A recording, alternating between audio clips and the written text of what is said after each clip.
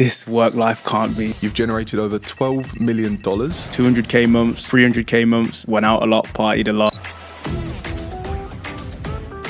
Certainly beats working at Toys R Us, I'm sure. There's actually a trick in Facebook ad library. I appreciate you sharing that. You don't know the numbers. Zuck knows you're making money. Ad accounts, they just get back. It was a forum called Black Hat World. If people don't watch this and take action, then no more information is going to help you at this point. Otis Coleman, how are you, brother? Oh, I'm fine, thank you, man. How are you? Just on a quick break in Dubai. Good. Yeah, no, I'm very well. I'm very pleased that we were actually able to sort this. I know it's something we've been trying to sort for a couple of months now. So it's an absolute pleasure having you here. And your first podcast as well, right? First one, man. Let's run it. Drop some value for the listeners and they're ready. I know you're keen to get stuck in and drop some game. Before we do that, I just wanted to give a brief introduction as to who you are and why you're here. So you've been in ecom since 2018, where you and your brother, Harry, also known as Beast of Ecom, first started dropshipping.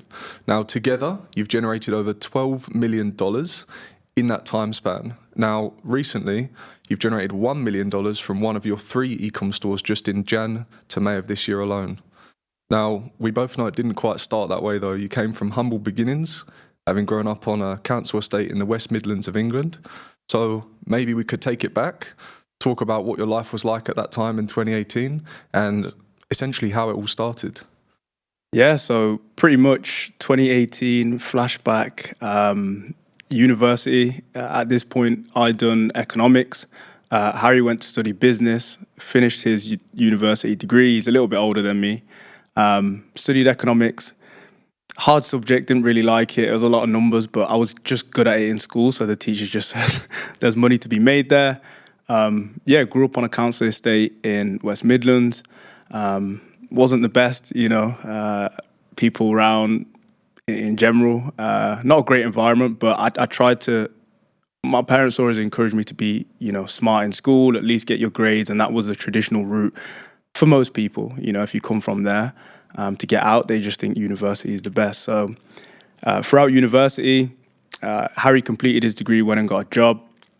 Still lived in the same house at this point, and studied economics. Didn't really like it. In university, I kind of messed around, to be honest. Went out a lot, partied a lot. Ended up slipping on the grade side of things. Year 2 university. So obviously, when you break up from university after your exams, needed money, ended up getting a job in a Toys R Us warehouse. Now, as you know, you're probably from the UK, Toys R Us is not around anymore. Yeah. Ended up shutting down, but it was a horrible job, as in up at 6, I didn't have a car at the time, so I had to ride all the way across the city, arrive at work, hauling big trampolines, 30 kg trampolines off the back of a lorry all day. And essentially, that was when I realized this work life can't be, it's not sustainable. It was on about, I think I was at £6 an hour at the time. So 10 hours a day, you're working for 60, 55 quid a day, hauling these things around. So long story short, finished university, didn't do great. I actually ended up getting a 2-2, which ideally for economics, you needed a 2-1. So I come out of university knowing for most of the large banks in UK, like HSBC, Lloyds, whereas a lot of my friends, Goldman Sachs, where a lot of my friends ended up going, I couldn't do much with my degree. There was only certain banks that would accept it. Luckily at the time, Harry discovered dropshipping it was a forum called Black Hat World. I never had been on it before, and many people still hadn't heard of it. And I remember one day in the kitchen, he kind of said to me, yo, look, dropshipping works. I've seen it online, I've seen the results. And I didn't really believe it. I thought, man, people can just go on eBay. There's no reason why they'd come to you when they can just type up the search term and buy it. Long story short, he was like, you know what, I'm going to start without you. I was a bit scared, a bit hesitant. Younger guy, I didn't really have much money to me. And eventually, I remember one day, the kitchen used to be where we'd always sit and chill as siblings. And he came to me, pulled up his phone. This was the oldest dashboard. It was a white and green. Anyone watching, if you've been around since 2018, 2017, you'll remember the dashboard, but it had 1K on there. He'd just made over $1,000 and he told me. Couldn't believe it. I was like, we'd never seen money like this before in our life. And he was like, you need to get started. So that was it pretty much from then. I asked him, look, man, go ahead, help me out. Alongside learning stuff online, like free Q&As and that type of thing. People like Steve Tan, Justin Cena, those guys were around at that time. And yeah, that was it. We just got started right away. Amazing, bro. Well, it certainly beats working at Toys R Us, I'm sure. Yeah, man. For sure. And so you started on, or your brother started on the forum. Is that where he first got the initial dropshipping knowledge to get started, or was it found on YouTube, or where did he first acquire that knowledge to get the ball rolling? Yeah, so pretty much back then, the Black Hat world was pretty much proof of concept. That was where he used to always hang out like online and figure out how to make money online. Where we actually learned it after that was back in the day, there used to be a lot of Facebook groups, free Facebook groups. Anyone watching maybe knows Steve Tan. He had I think his one was a mastermind on Facebook. Justin Cena, who was another like guru at the time, he used to do like print on demand. So these guys would drop values and like they'd do live Q&As every week where you could ask questions and they'd, obviously help you out there.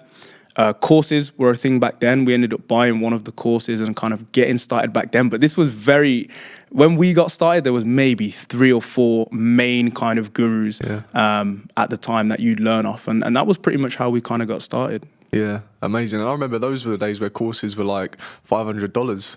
Nowadays, just like 5K these days. It's crazy. So you first got the ball rolling, or you and your brother Harry, and then once you initially kind of got things set up, you got proof of concept, showed you that there was 1K in sales. I'd imagine the game's changed maybe a little bit in the way in which you operate a store now, and kind of maybe even how you source products and things like that. So for someone just getting started, what is the very first step? I'd imagine, like I say, it's different now from maybe what it was then, or maybe there are still some similarities, but where would you first get started in essentially building a dropshipping store and starting that journey? So back then, it was a lot easier. A lot easier than it was now. You could throw on you can still do it to a certain extent, but you could pick most random products from Aliexpress that were a little bit quirky, maybe in the pet niche, which is what I used to love doing, just cat earrings, like dog earrings, anything in the pet niche to do with jewelry, we'd sell. You'd be getting ROAS of 8, 9 on launch. It was crazy. Back in the day, if you've been around on social media marketing for a while, the CPMs back then, ridiculously low. Cost per purchase, £2-3, you could get conversions for. You didn't really need AOV because your conversions were just so cheap. So it's a little bit different in that sense. It's become a lot more competitive. I always warn people and tell people, dropshipping isn't easy. It isn't just a get rich quick scheme. Like, you will struggle when you start. As long as you know that, you're good to go. Now, if I was to start dropshipping again now, there's a few things I would do probably differently to when I first started. Dropshipping in 24 is heavily based on creatives, right? Just where Facebook's gone in general now, you don't really have to target as much. Whereas back in the day, it was more so interest targeting and stuff like that. Now it's a lot broader, but Facebook's going to do the targeting based on your creatives. Now, if I was to give you like a plan on where I was to start, or the viewers, first thing is finding a good product. Now, that's probably the 80% of dropshipping in general. You can have an okay website, okay creatives, but if your product's just really good, it will sell anyway. Whereas if you've got a bad product, it doesn't really matter what creatives you run, how good your website design is. It's not gonna sell, right? First things first, finding the products, and I usually like to base it on a criteria to at least keep it a little bit simple for most people. And first thing is, if I was getting started, it would be a problem-solving product. They're easier to sell. You can create good hooks for them. You can sell the benefits to the customer. These are products like shapewear, for example. There's so many brands in the USA running shapewear. Reason being, it's easy to prod and sell the pain point, right? If someone's overweight or they're not happy with their body, they're low in confidence. This shapewear is going to increase your confidence. There's so many different angles you can come at with regards to selling it to a consumer. So one is increase your confidence, right? That might be one angle you might test in a creative. Next thing would be you can find your dream man, because now you look better, you're more attractive, etc. So there's so many different angles and avenues you can go down. The more you test, probably the more success you're going to have. And And that's the first thing with regards to finding a product. I'd just start with problem-solving products. You can do wow factor products, which are like ones I kind of term that people haven't seen before, as such. Maybe things like, back in the day, it used to be, or maybe like flame diffusers or those type. Everyone jumped on that trend. But diffusers, that type of thing. So I'd stick within that kind of criteria. Secondly is margins. What I see in beginners, and even when I started, is you don't know the numbers. You think you can buy something for $5, $8, sell it for $20.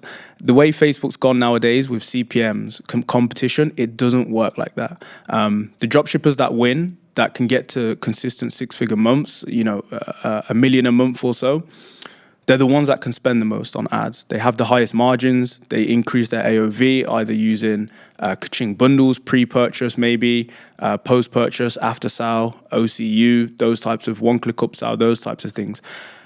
The way you have to think about it is, if someone can spend more than you to acquire a customer, you're going to get outbid.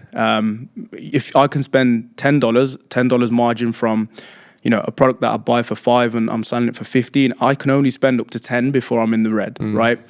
If you're buying it for the same price and selling it for $30, you've now got $25. So you can outspend me. I have to pause my ads and your ads are still going to run, You can test a lot more creatives, substitute them in, and etc. So regards to product criteria, those are the two things that are the main thing. Margins, problem solving are the main things, to be honest. Yeah, really appreciate you sharing that. I think there's a lot of value even in that. And I've got two questions that I'd like to ask. How do you first identify a problem? Is there a level of market research that you do to validate that, okay, this is actually a problem and the product I've identified is actually going to solve that particular problem? How would you go about doing that? Or is that part of the process? Yeah, so usually how I structure product research would be, we kind of piggyback off the products that are just about to go viral or just about to do well, that we think, that we see within the past kind of 2 or 3 weeks. Those are the best products you can sell, because if it's 6, 7, 8 months, 9 months, 10 months ago, you can do them, but they're usually a little bit saturated. So you might find higher CPCs because people have already seen the product before, right? So usually what we do when we're doing product research, I was doing some the other day actually, but we use like Facebook ad library. Facebook ad library is free. So if you're not using Facebook ad library already, guys, make sure you go check it out. We'll usually filter for ads that have basically been seen within like the past 2 weeks or so. And from then we'll just look at, it's a lot to sift through, to be honest, if you're not too experienced, but we'll usually sift through like mini dropshipping brands that have been set up, that you can go ahead and, that you've not really seen the product before, but it solves some form of problem. So a product recently that was doing well was like, it was like a body shape. We seen like a body shaping product. It was kind of like some pants where they'd pull it up and literally it kind of tummy tucks essentially. That had just kind of started going viral in the past few weeks. And those are the types of products where it's easy to identify a problem, because the ad copy will say something like, get an hourglass-like figure, and you can even use ChatGPT as well and work on, go deep into customer research. I think we even have a Notion doc of different prompts that you can use, but go into or just think of what do people struggle with. It's usually going to be time. Time being, you can sell them a kitchen blender, product which cuts makes their life easier, or cuts what they're doing in time. If someone has a family, they don't have an hour to sit cutting up vegetables, so that's a pain point. They want to spend more time with their children, etc. Confidence, if they've got acne, if they've got if they're overweight, they're going to struggle with confidence. It might sound sadistic or something kind of pushing to that, but as impulse marketers, you have to, everyone has their pain points, which they're not happy with or they can improve in their life. And it's easier to sell to those types of people than to just start selling, wow factor products. So when it comes to product research, that's usually where we start, identify our pain point. Then from then you can research into it, go into Reddit forums, go onto Amazon reviews. see what the existing product or what's selling, see how it solved their problem, and if it didn't, also check FAQs and overcome some kind of obstructions or doubts they have about the product. And on the product page, creatives, make sure you address them. So if people are saying, I've seen this product before and it doesn't work so well, or it works great, but it leaves red marks, or something like this, like a shaver, for example, then maybe find a slightly different variation to the product that also doesn't, and you address that on your product pages, you address it in your creative, doesn't give you strawberry legs or whatever it is, I think there's a quote from Picasso, and I'm going to mess this up, but he said something like good artists create and great artists steal, or something like that. Like, don't start from ground zero, use other dropshippers' mistakes, or even if they're not dropshippers, maybe they are just an ecom brand, analyze what their customers are saying, and of course have a look at their creatives and put your own spin on it. So you mentioned going through customer reviews, whether that be on Reddit or maybe not on Reddit, but just like target demographic research, customer reviews on Amazon or even on Shopify pages and things like that. When it comes to the actual ad library itself, you said that you look for, I guess, trending products over the last 2 to 3 weeks that are just starting to come into the market, and you study mini dropshippers. How do you find mini dropshippers, or what was that? This time last year, I was living with my parents at age 27. Not a good look, I know. But today, I live in my dream home in Dubai. I don't drive Italian sports cars, but I do live comfortably enough to not worry about finances and to be able to fully take care of those closest to me. That to me is the wealth that I've always dreamt of achieving.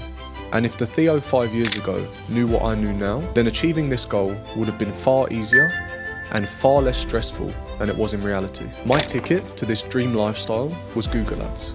I got really good at scaling e-commerce businesses with Google Ads. Trust me, mastering this skill as a digital marketer can put you on the course to earning much more in your career, increasing your client retainers, and ultimately achieving more for your time.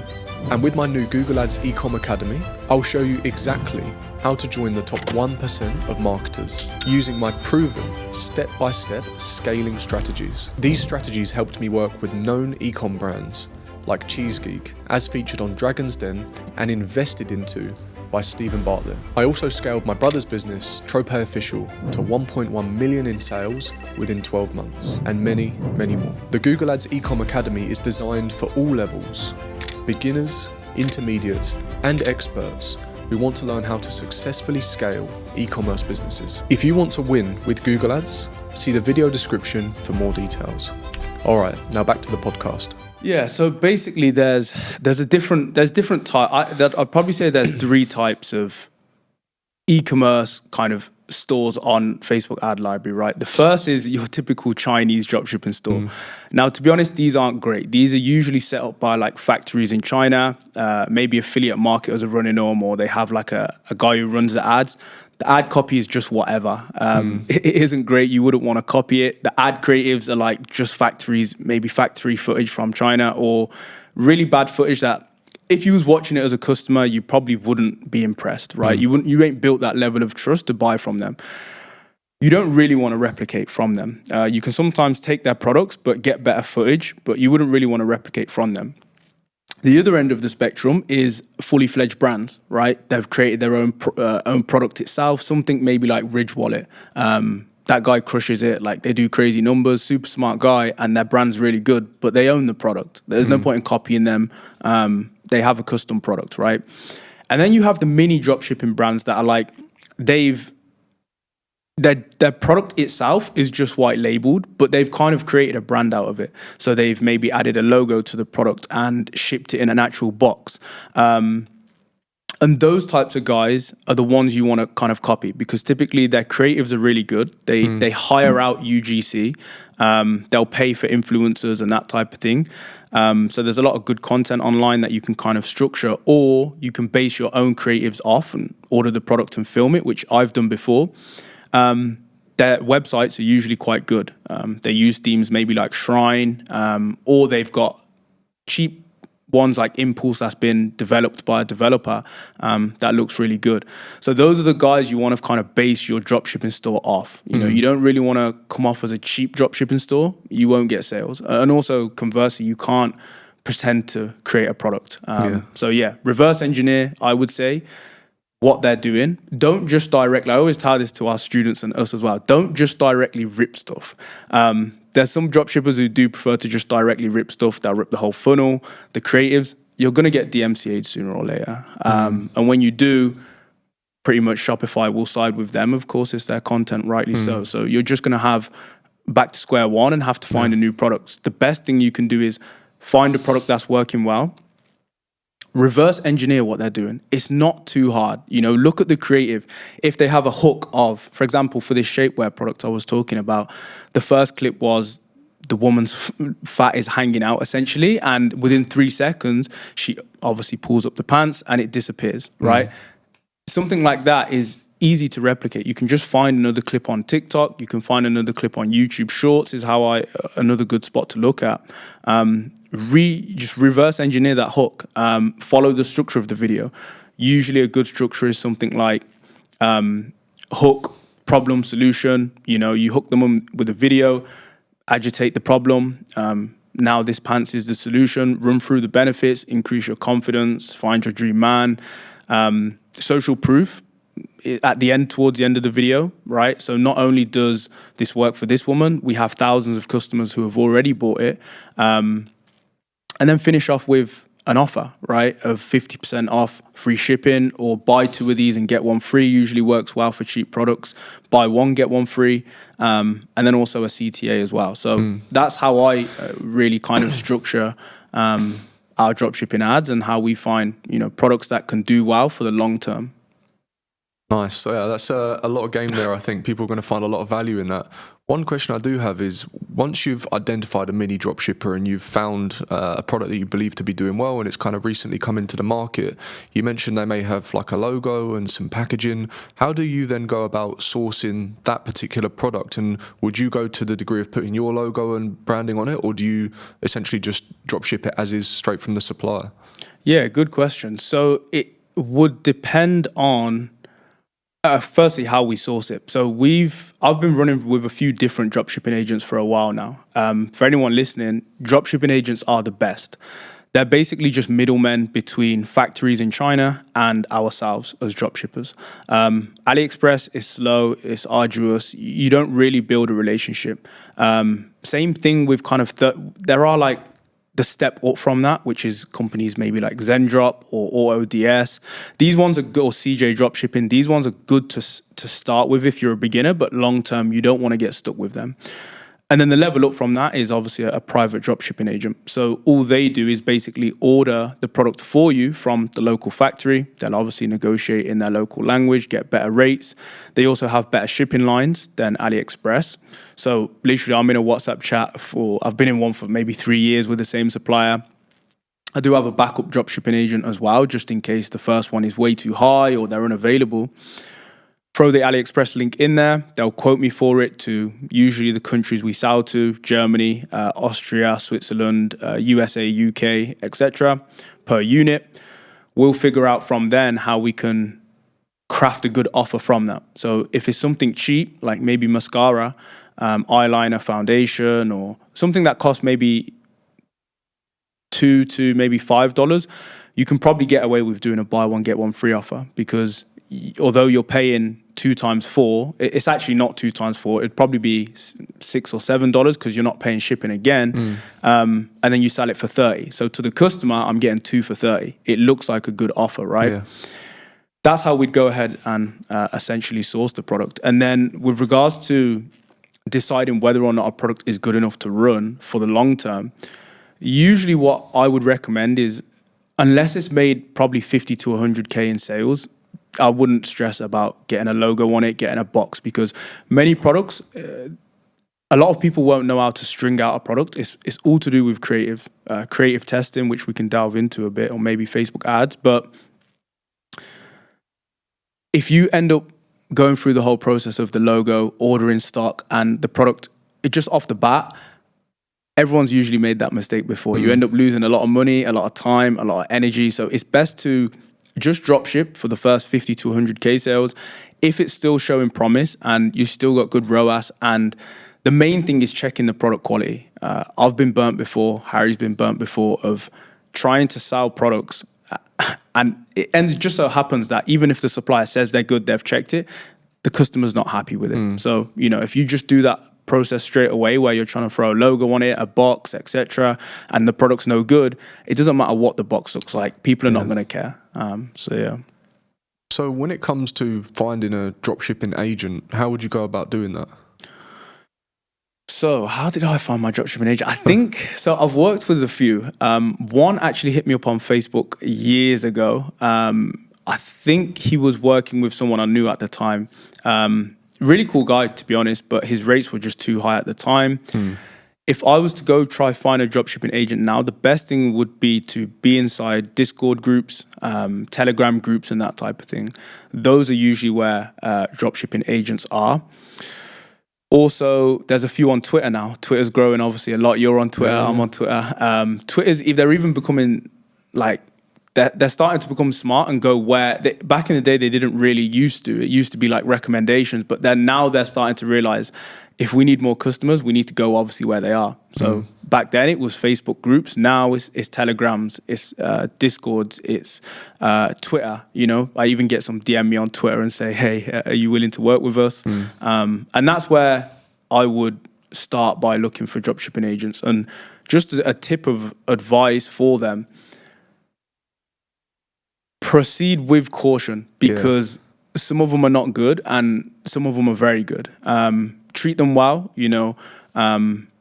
compliment them, ask how their weekend was.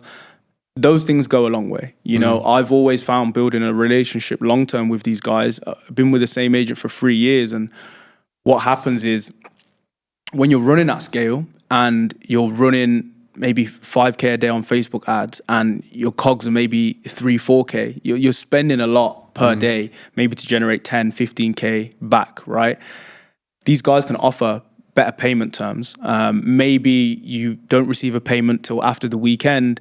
They'll fulfill the orders for you and you haven't got to upfront the cash for maybe an extra week, which helps you out a lot when you're running at scale. When you're getting started, it's not too big of a deal because you're still running low budgets, but those type of things really do help out, yeah. For sure. I think long-term is always the way forward. It's, I think, sometimes difficult to have that mindset if you are just getting started, but if you can build a long-term relationship, like you said, I think it will go a long way. You mentioned proceed with caution, and that was what I was going to say. I think probably maybe a fear or something that concerns a lot of people is, how do I know I can trust this person? You mentioned, proceed with caution. Is it really just like a gut feel, or what are the risks of maybe proceeding with someone? Because I would assume that you only send a payment after a product's been shipped.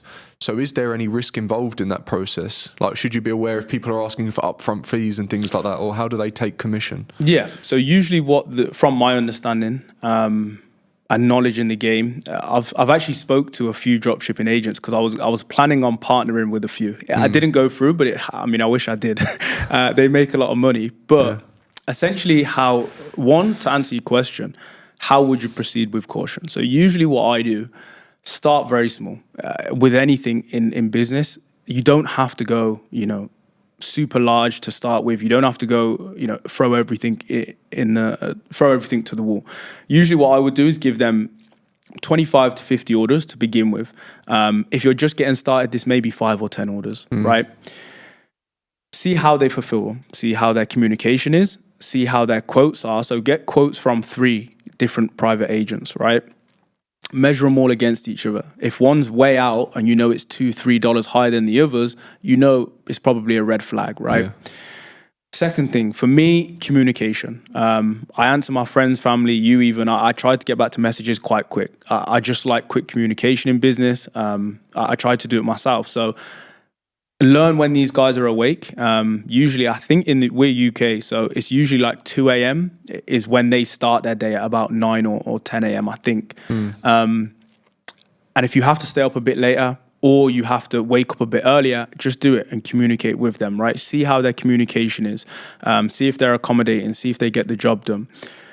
Next thing is when they receive the product. So how dropshipping agents work is they'll usually connect to your dropshipping store via an app, or there's another one called Xiaomi. It's basically just software which allows them to fulfill and see the orders and customers' names and stuff like that.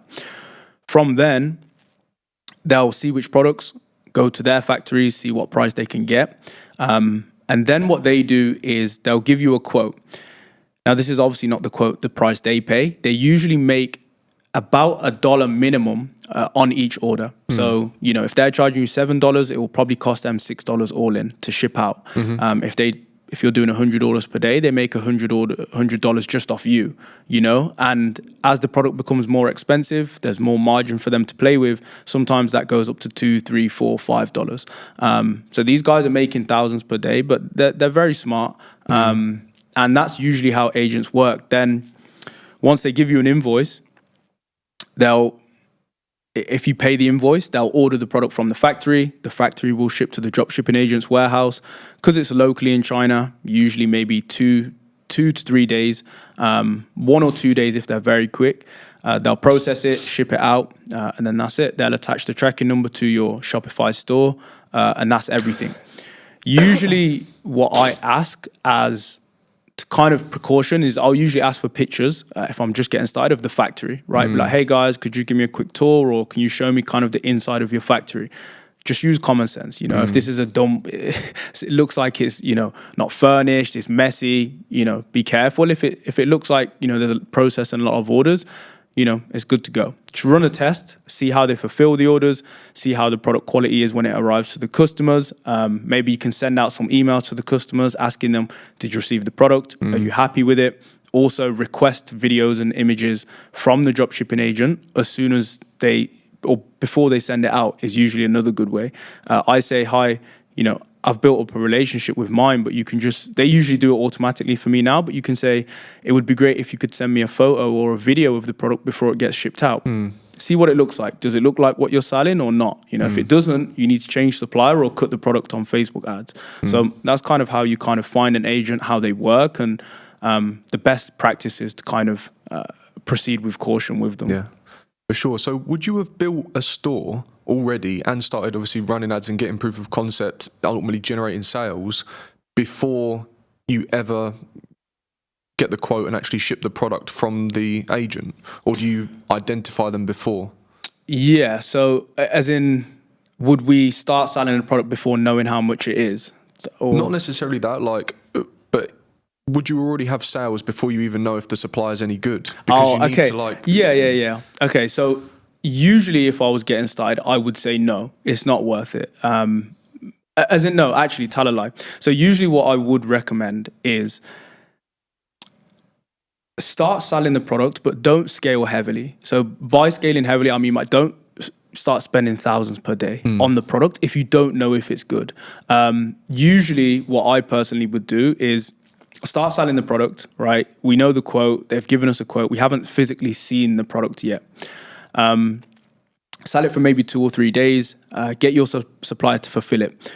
When they send the product to the supplier's, our private agent's warehouse, that's when I'd get them to check it. Okay. These guys are really good. I trust their judgment. We've worked together for years. So if they usually say the product's good, the product's fine to go. And if conversely, if they say it's bad, I know they're probably telling the truth. They'll tell me you're going to get a lot of refunds. This is not, it breaks easily. It's quite, flimsy. Don't sell it. At that point, you're best off just cutting the ads before scaling it further. You're only going to enter more problems. It will get to the customer. The customers are going to charge back. Your payment processes eventually go down because your chargeback rate is too high. So, yeah. Yeah, you don't want to get into all of that for sure. So by this point then, we've covered, actually sourcing a product, how margins are also important. Maybe before we get on to just selling products and where to start, you did touch on margin, but we didn't really go back and forth on it at all. How do you decide what price to sell a product at? Like, what do you aim for as a percentage when it comes to margin? What would be best to scale? So usually we recommend to most of our students, to all of our students, to be honest, the generic rule you can run is 3 times your cost of goods. So for example, if something costs $10, you need to sell it for a minimum of 30. Right? If it costs $20, it needs to be for at least 60. This just allows simply for you to get enough margin within the product to be able to run it at scale. Means spending thousands per day on ads, right? Not just small scale where it's a few sales. Now, when it comes to cheaper products between like $2 to maybe $4 or $5, 3xing doesn't work. You can't 3x $5. You're going to get 15 and have $10 margin. Yeah. On Facebook, it's not going to work, right? Most of the time, 99% of the time. So when it comes to products like that, usually what I'll do is craft an offer, such as buy two, get one free. Buy one, get one free is a good offer. Like right now, that's working well for us. And then I'll usually price the product for around anywhere from $27 to $30. So what that means is if something costs probably $3 or $4, if you add an extra unit to it in dropshipping, they don't charge you again for shipping because it's going inside the same package. It'll be slightly more expensive, but it's not going to be the same $4 you initially paid. So it may become to $6 or $7. At that point, you're now probably selling for $27 to $30, and you've still got a 20, 21, 22 margin to play with. So for cheaper products, that's usually what we'll do. For more expensive products, between 10 to maybe 30 or 40, 10 to maybe 30, it's usually just, if that's the cost of goods, you'll 3x it. So it would be 30 to 90. If it's a very expensive product or more expensive to buy, maybe say 70, 60, 70, 80, I don't usually 3x it because 9 times out of 10, you'll just get priced out by competition. Yeah. Although it ain't a price war, you still have to be within the realms, you know? $60 products don't always translate to $180, selling price. Usually a good rule of thumb is for more expensive products is 2.5 to 2.75 times. Okay. So if you're selling for 60, my quick maths, I think it'd be 150 or so if you was to 2.5 it. So yeah. So we've covered sourcing products, pricing. Before you get onto advertising, I guess the next step would be, yes, the store, but you can kind of get a half decent theme and probably don't need to do too much because like you mentioned at the start, product itself is probably the most important thing. So before you spend too much time changing every little piece of the theme, I guess the most important thing after that would be the creative, right? And you mentioned that you can look for creatives on YouTube Shorts, TikTok, Meta Ad Library. Once you've identified your product and you've found some creatives, how do you then go about creating those creatives yourself before you start putting an ad budget behind them? Good question. So, how do we create a good creative? Essentially for us, it's following the structure that we mentioned a bit earlier, but I'll run you through exactly our process inside of kind of the business and how we run it. So first things first, say you've identified this is the product you want to run, right? It fits all the criteria, it's the perfect winning product. Now, how do we craft a good creative? Usually try to find 2 to 3 other brands or dropshippers that are doing well and have created good creatives that are running well as well, right? Look at all of how their creatives are. Are they running just UGC? Are they running, a hook with some benefits and then, a CTA and stuff like that? And reverse engineer what works because different creatives perform better for different products, right? Some of them is just women talking UGC in their car and it just rips. It works well. Some of them is showing, 5 or 6 different women with like a strange hook at the start. They're all different, right? So find initially a few other brands or dropshipping stores that are working well for that product. Then from then, we have a Notion document. It's a big kind of SOP Notion document. I think I've put it in one of my YouTube videos before, but it includes FB ad prompts you can run for the ad text. It includes scripts that you can use for ChatGPT. So for example, how we'd run before we even go about finding footage, we'd go onto ChatGPT, type in something like, there's a prompt for it, but write me 6 different marketing angles for this posture corrector. Of course, you wouldn't sell one, they're quite saturated, but for this shapewear or for this collagen mask. ChatGPT is going to throw out 5, 6 different angles that you can target the customer, right? What is the pain point? Start to research into the pain points, what people are facing with the product, what they don't like about the product, what is it they struggle with? Is it confidence? Go on Google, a lot of people don't just use common sense, right? Go on Google and type in, what are the effects of acne? And you're going to find a list of pain points or things that people are not happy with. What is the effects of being overweight? Okay, you can't sleep, you struggle to exercise, you haven't got no confidence, you're not as attractive or self-body confident. Those types of things, that's what you're going to use to craft your creative, which is what the customer's going to see, right? So the first thing is going down a loophole, and I just usually rip open a Google Doc, right? Jot down all this information, different angles, different ad copies that you can run, different benefits. What are the benefits of better confidence, or what are the benefits of using shapewear? You know, all these stuff ChatGPT can mostly do with prompts. Once you've figured out different angles to use, I usually like to use at least like 4 or 5 different marketing angles. By angle, we mean just a different, a different thing that you're going to target the customer on. So if it was a table lamp, for example, you might say, or if it was a lamp in general, you might say this lamp's versatile. You can place it anywhere. That's one angle. Second angle might be it's the perfect reading lamp for when you're in bed. That's another angle, Another one might be it's the perfect dinner lamp for when you're having guests over. They're all different angles you can use. And Facebook will eventually decide what's best for you. So once you've went down that loophole, found all the angles, found all the things you want to talk about, next it comes to finding the actual footage. I have a friend that helps me out with mine. He's actually really good at them. But basically, TikTok Shop is a massive thing. Recently, we've got onto it. There's so many good videos on there of people just naturally jumping on UGC women that are talking about products like shavers and that type of thing. YouTube Shorts, another good one, right? You can type in the product name and go onto just the short section in YouTube, find it there. Facebook ad library.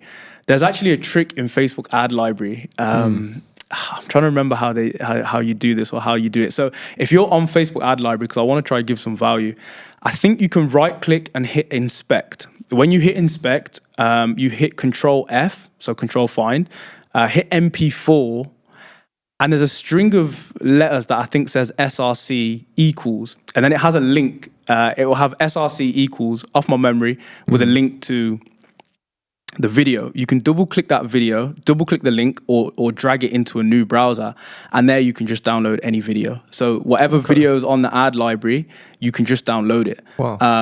And obviously ad library is a sea of footage. So you can type in whatever the product name is, find a ton of other people that are selling the product, just use their footage, right? As long as it's not a massive brand, if it's a dropshipping store or a dropshipping brand, as long as it's not their own UGC, then yeah, you can go ahead and use that. But proceed with caution, of course. Disclaimer. And then TikTok itself is another big one. You can use search bars. You can use smaller content creators, I would say between kind of 0 to 50, maybe even less, 0 to 20K. You don't want to risk it too much, but 0 to 20K is kind of a good start. Finding your clips, they'll take a while in itself. Once you've found them, usually FB Ad Library and TikTok are the best for clips because they're just formatted in the right kind of dimensions anyway. YouTube sometimes can be a bit out if you're taking like a whole YouTube video. It kind of gets pixelated a bit. So first thing, find your marketing angles. Next thing, collate your clips. Third thing after that, rip open CapCut. 11 Labs, CapCut for editing. 11 Labs for basically the voiceovers. You know, if you've got a confident enough voice or you want to do it yourself, I personally don't. It doesn't really make sense, and I don't want my voice on my ads because people are going to know, probably going to figure out, let's just rip his stuff. But just use 11 Labs. What's good about 11 Labs is you can use them for English voices, and if you're doing EU dropshipping, you can also use them for German or Danish voices. Okay. And you can just use something like DeepL to translate them, and then the person just narrates over it. Once you're in CapCut, put all your clips in. You can edit them yourself. I'm a decent editor to the point I've edited my older YouTube videos and stuff. So if you're decent level editing, you can edit them yourself. If you're not great or you just totally hate editing, I'd still recommend learning, but at worst, you can go to Fiverr and just give them like a competitor or how you want it to look on, maybe reverse engineer this, and they'll do it for you for maybe $30 or so. But it can get pricey if you're doing it every single product test or video because you want to make iterations to each. Once you've done that, Riverside FM, this basically can help you script or get a script from a competitor's video, riverside.fm. If their script says, look what their script is and just tweak it. You don't need to come up with a whole new script. Just tweak what they're doing, see what people said about it that maybe they didn't address, and then make sure you address that in your own script for your video. Script out your video, put it into 11 Labs, they're going to narrate it. Put the clips into a format. Like we already said, a good hook to hook the viewer in, first 5 seconds. After that, problem, run through the benefits, right, of the product, what it's going to do for them, not just features. A lot of people sell features, the actual benefits that is going to change their life, right? If you're trying to sell SatNav or something, again, it's like, instead of has Google Maps on it, or, it's going to be something like you'll never get lost again, or get to your journey quicker, or, whatever it is. Then offer, so buy one, get one free shipping today only, summer sale, something like that. A good offer that converts, and then the CTA, right? Follow that structure with regards to the clips, piece them all together, add some social proof, maybe someone talking over the product or something like that. Once you've got the initial video for that angle and you've based it around that angle for whatever angle it is you're trying to sell at, create maybe 2 variations of it, right? So I usually would like to change the hook, the first 3 seconds. It's just the easiest thing to do that usually has the most impact. Changing ad text, for me, it doesn't make as much of a difference. And conversely, not conversely, but the same as if you're trying to change your thumbnail. Those are things that I test after. Thumbnail, again, Facebook auto plays videos now, so thumbnails aren't as important as they once were. So based on that video, you've got one angle, 3 different variations of that angle. And from that, you can then start looking at some other angles and create another 3 set of videos for a different angle and a different angle. Usually you'll end up with maybe 12, 15 different videos. If you're running USA, competition is high. Like, it's not easy in USA. We always say to students, if you're getting started in the USA, be prepared to put in quality work. It's not easy. You're going to be up against guys that can spend much more than you, have a whole team of creators, that can create content, and editors that can do it better for you. So you have to make sure your ad copy and creative is really good. Once you've got them creatives and you've got iterations and changes of each, you can put it in maybe a broad CBO. You can use DCTs, like dynamic creative testing on Facebook, or broad's usually best when it comes to like USA and stuff like that. So that's how you'd go from, or how we go from, the inception of a creative or a product to the finished article. Amazing, bro. You said you wanted to try and give some value. I think you've definitely done that for sure. No, for sure. Like, there's a lot of game here. So I think so many people are going to really, really benefit from this. So I appreciate you sharing that. You mentioned when it comes to creatives, you maybe have about 12 to 15 in total. So is that maybe 3 different angles and then 3 different hooks? Or that'd be 9. So correct. Maybe that kind of thing. That literally, yeah. So for USA, for English performing countries or English speaking countries, that's typically what we'd probably run. A lot more creative, right? When it comes to EU, to be honest, the competition is left. You don't have to go to that extent. Like EU, you can just rip out probably 3 or 4 videos themselves, like different hooks on the main marketing angle that you're looking at, and do like 4 variations or 3 variations and get away with it. And then if it performs well, that's when we'd start working on other angles. EU's a little bit less competitive, and if I was getting started in dropshipping, I'd start in EU. Not that it's easy, but because you're selling to, you're translating the whole store, you're translating the pages. Now, it's not as a barrier to entry as such, but there's less people doing it, whereas USA or in UK, everyone wants to be in that market. Everyone talks English for the most part. The whole majority of people or dropshippers in general that get started are going to initially go to that market. So for USA, it's a lot more competitive. And EU, you can kind of get away with not doing as much work with the creatives. So if you were to start with somewhere like the EU, taking one of the particular countries, once you've got the ball rolling, how would you then scale outside of, maybe one particular country? Do you have to create a separate store to to then target a different location, or can you kind of just expand outwards with the existing store? Yeah, so usually how we run it is different stores for different countries. It's just the easiest way to keep it. You can use like geolocation apps and stuff like that that auto translate your pages. We prefer to just separate them all out. Also, payment methods are different for different countries. So, for example, if you was to start in Germany, Germany's like card, 70% PayPal and like 30% Klarna. So you'd have that German store with German product pages, German ads, German creatives, right? And all of that would run fine. Now, if it's working in Germany, we had a student who started with us who was working while in Denmark. This guy's country hopped so far. He's done Switzerland now, he's done France. And at the minute, he's done Switzerland, he's done France, he's done Denmark. So usually what I do is just duplicate the store, open a new store, export the theme over, right? You can get a VA or you can do it yourself. Just go into translations, go into settings, languages, change the language to the new language and markets as well. Change over shipping because you'll have to obviously input the shipping. From then, translate all your product pages, go into Shopify theme, edit default theme content. It used to be like edit translations, but they changed it. And use like an app like Deepal to translate from German to Dutch or whatever it is. Now with Dutch, it's a little bit different. I say with Dutch, that's a language, but with Netherlands and Belgium, their payment methods are different. So it isn't really card and PayPal there. PayPal works, but it's not really card there. It's an app called Ideal. It's not an app, but it's a banking system called Ideal for Netherlands. And for Belgium, it's called Bank Contact. For Dutch buyers online, this is like, Ideal's like 70-80% of purchases, right? So you have to have those local payment methods. And you just run the same thing, same creative, but just translate it over, same product page, translate it over, and everything like that. And that way, it keeps it separate because what you'll find is sometimes this store may be going down, but this store's starting to rip, you know? And if you've got two at once, it's even best. And from then, you can even scale out to countries like Denmark, which is pure card only, or Sweden, which is 90% Klarna, but Klarna's a little bit harder to get onto.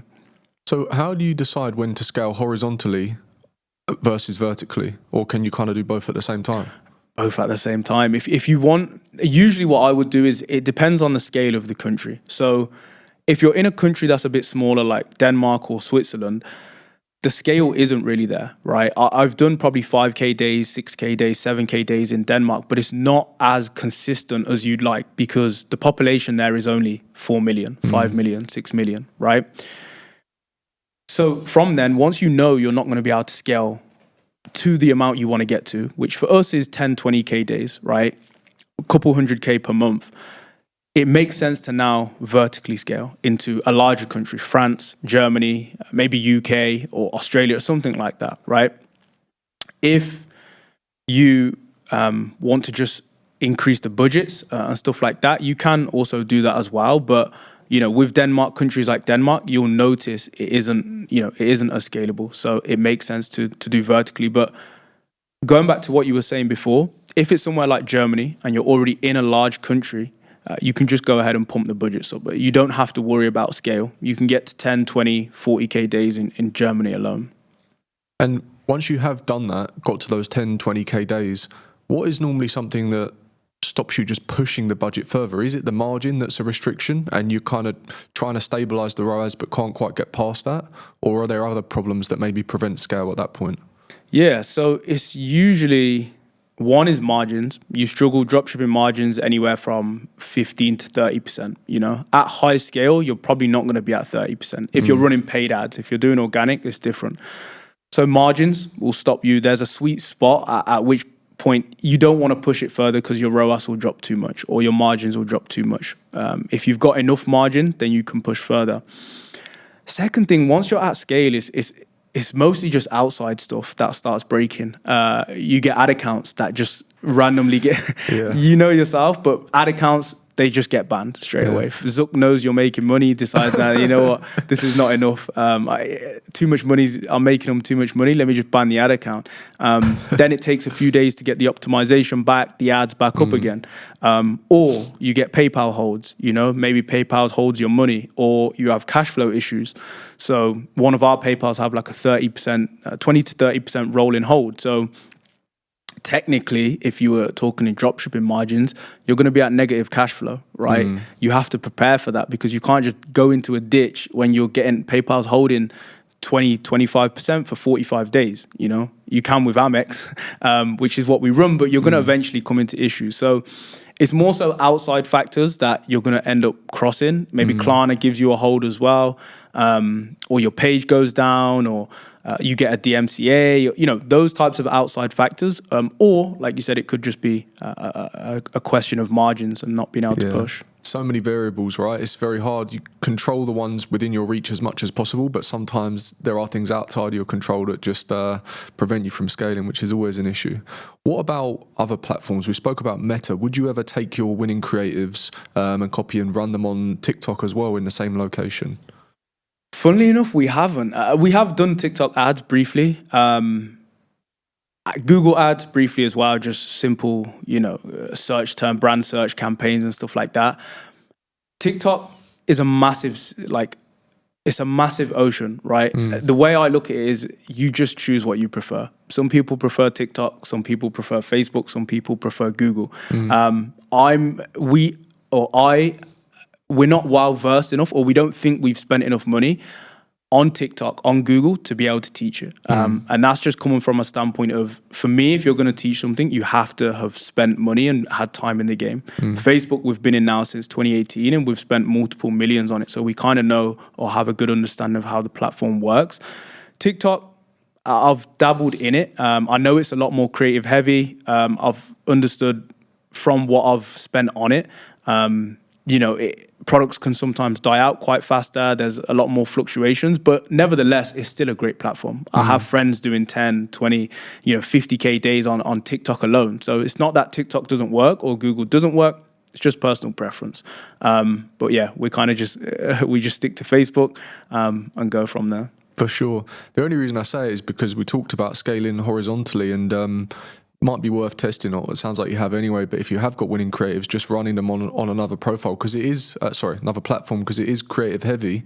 Again, I'm pretty sure you can just do broad targeting on there, similar to how you do on Meta. And if you've already proven the creatives on Meta, might be worth testing. You never know. It could be an additional sales channel in the same location to just, even if you get 20-30% additional revenue, it's still scale for not a lot of work just to test a budget, see how it goes. Yeah, no, I agree. I know someone who runs a Google Ads agency, and he's been banging on to me for ages about Google Ads. I may have to give him a call after this, but yeah, he's been telling me for ages, man, look, if you're spending so much on Facebook anyway, you need to be pushing Google, because it's like, even if you're just running simple remarketing campaigns, you're going to get, you know, crazy ROAS for pretty much low cost, you know? For sure, bro. Well, you mentioned branded campaigns earlier, or even just like the whole remarketing ecosystem, because don't sleep on YouTube Shorts as well. Like, you can take your winning creatives from Meta, run them on YouTube, even if it's just remarketing. So people who have engaged or landing on your page and things like that, you can build out just like an entire remarketing ecosystem. Yeah. And Google is a search engine, so when people are in shopping mode and they're looking for things, if they've already landed on your website, you can just remarket to them on there. Same on TikTok. Even if you just set up remarketing, like, you can just install the pixel, run it on your page, and if someone's landed on your page, you're then marketing them on Meta, TikTok, Google. You know, they're going to convert at some point, especially if you're running like bottom of funnel, UGC, social proof stuff, testimonials. If they've already shown some kind of intent, just like getting in their face again and just bringing them back. Especially if you already have the creative, you've already done the hard part and got the winning creative and the product. All you're doing by adding other channels is just getting more of like a omni-channel presence. And with remarketing, you can run low budget as well. So even if you just started low just to test the waters, you never know. It might increase your conversion rate quite a bit. My agency, Profit Driven Marketing, helps e-commerce businesses scale with Google Ads. Believe your business is ready to scale to cutting-edge profits? We'll do a complete audit for absolutely nothing, analysing from the get-go what can be instantly shifted, identifying opportunities for growth. Once complete, we'll implement the exact step-by-step strategy, showing you exactly what's needed to explode your Google Ads revenue and ROI in the next 90 days. We give you everything you need before you've spent a penny or committed to anything. If you think your business has potential and you'd like to be considered for our scaling roadmap, see the video description for more details. All right, now back to the podcast. Yeah, no, that is something. To be honest, that like omni-channel has been massive. Like with the rise of Facebook now, people are pulling a lot of their budget, or not pulling, but I'd say that they're splitting it a lot more often. So it is something, yeah, definitely need to consider. And that's the thing, man. Like e-commerce and dropshipping is good because you learn so much. Like you never stop learning. There's guys that have done like a lot less numbers wise. I still learn stuff to this day from them, you know? Even some students in our Discord, they'll be like, yo, have you guys seen this website? I've never seen the website before, but I use it and I'm like, this is game changing. Like this is value. So you have to remain humble enough to be able to learn from anyone is an important point I'd stress. You know, sometimes dropshippers have this connotation of, man, these guys are just up their own, you know, kind of, you get what I'm saying? Like in their own head, they think they're this and blah, blah, blah. But you know, when you meet the real guys actually doing numbers, it's always the ones who have actually done numbers, who I've learned from or I've seen. They're the most humble guys. You learn the most from them. If someone's just getting started, you provide knowledge to them, and I'm sure they'll be able to provide knowledge back. You know, you don't know everything when it comes to dropshipping, especially marketing. You know, there's always stuff to learn. So yeah. Yeah, the game's always changing as well, but that's why I've found this in life. I enjoy things that you can't complete, because you're always learning, it's always exciting, and it just makes it more enjoyable, I think. Keeps you on your toes, right? I think if it was too easy, we'd get bored. Wow, yeah, you have to stay learning, man. You have to stay learning. Yeah, for sure. But like you were saying about, you know, always being able to learn from everyone, I think that's also very important. Just keep an open mind. And I think one thing you have done is dropped a ton of value on this podcast. So really, really appreciate you coming on. And I also want to plug, you know, your platforms as well, such as YouTube and Instagram at Ecom Wizard, where you go through a lot of this stuff anyway in detail. I see a lot of the time you're uploading sort of 20-minute, 30-minute videos of just running through all of this stuff. So if people didn't already know, check out Ecom Wizard on YouTube, always dropping a lot of value, Twitter and IG as well. Yeah, go check out Otis and you'll learn even more than what you've learned on this podcast. So yeah, I just wanted to say thank you very much for coming on. Pleasure, Dropped brother. a ton of game. I think if people don't watch this and take action, then you know, no more information is going to help you at this point. But also, if you do want to work one-to-one with Otis and his brother Harry, you can check out these guys at Revolt Ecom. Did you maybe want to touch a little bit about your one-to-one program and kind of how that works? Yeah, so pretty much we give out a ton of free knowledge. Like, to be honest, it's not that we don't care if you work with us or not, but we make money off our stores to the point where we don't have to rely on like info and stuff like that. Info we kind of started because dropshipping you can get bored of, right? You're sitting in a room with yourself, maybe your team and VAs are in Philippines, some of different parts of the world, and you don't really provide much value, if I'm honest. Like you see numbers on a screen, it can get boring, right? And we thought, why not create a program that has a guarantee, that isn't this scammy thing and actually gets results. So in 2023, we set up our coaching company, which is Revolt Ecom. We've had so many successful students. Guys do 200K months, 300K months, 100K months. You know, guys that have come in and been able to quit their job. And that for me provides like more satisfaction than sometimes even some of the dropshipping numbers. You know, dropshipping gets to a point where it's like, cool, you've made money. What's next? You know, how can you impact now someone else's life? How can you take this student, we have this student, Matt, for example, currently doing 1 to 1.5K a day in France and hates his job. He won't mind me saying this, is a good friend, but I told him, like, look, by the end of August, we need to get you out of that job. And I full well believe he'll do it because he works hard, he implements what we teach, and he's currently not far off scaling further with his product. That was the one I told you who went from Denmark to Switzerland to France. So yeah, that's pretty much what we do at Revolt, one-to-one, calls, messages, everything like that. We do genuinely only take on a couple students per month, no more than probably 5, because it allows us to keep the workload down and actually provide quality as opposed to just spamming 15, 20 guys all at once inside every single month. And you end up getting, 150 students at once that you're running, so it doesn't end well for them at least. So yeah, that's pretty much what we do. If you need to check me out on socials, it's just the Ecom Wizard everywhere. You don't have to join mentoring. Like I always say to everyone, if you're dedicated enough, you're gonna get there regardless. It's just that with mentoring, you get there in a shorter time frame. If you value time and the learning curve, what may take you a year, 9 to 12 months learning in 10K of lost funds in ad spend and bad products, you can get there for a fraction or cheaper price in 2 or 3 months, and then you've got the remaining 6 or 7 months to actually go ahead and make money. So you'll get there regardless. When we started, we didn't have a mentor. We just jumped in, literally spent our own money, but we ended up losing a ton. So yeah, that's everything, man. Dropshipping is a lonely game. I've been there, did it slightly different because I did high ticket dropshipping, but the first thing I did was buy a course, after watching a few videos on YouTube and got hooked into a webinar funnel. Man, they did that heavy discount, like 50% off if you buy within 24 hours. I couldn't put my card details in quick enough, I swear. But, that's kind of where it all started for me. But you are right. I think once you've earned a certain amount of money, I said this to you the other day when we went for coffee, and I see it quite a lot, especially with the people that I speak to on here. Like after you earn enough money to cover, your necessities, and you can kind of live a lifestyle that you want, within some sort of limits, but can pretty much do what you want. I mean, you're here on a podcast while your story's converting, you're making money literally sat here talking. So it gives you the freedom to do what you want. But like you said, after a while, it's like, well, what is my purpose? What impact can I actually have? Because dropshipping, it's very nice that you've got your brother. But for me, it was just like 2 years on my own working in my bedroom.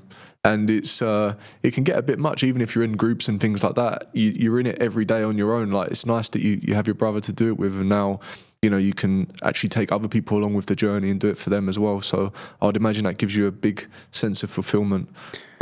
Yeah, man. I mean, to be honest, I'm fortunate to have a brother. To be honest, he's kind of guided me. I mean, without him, I wouldn't be nowhere near where I was. Not to have a sob story or anything, but man, I appreciate the guy. He's a true, genuine gent.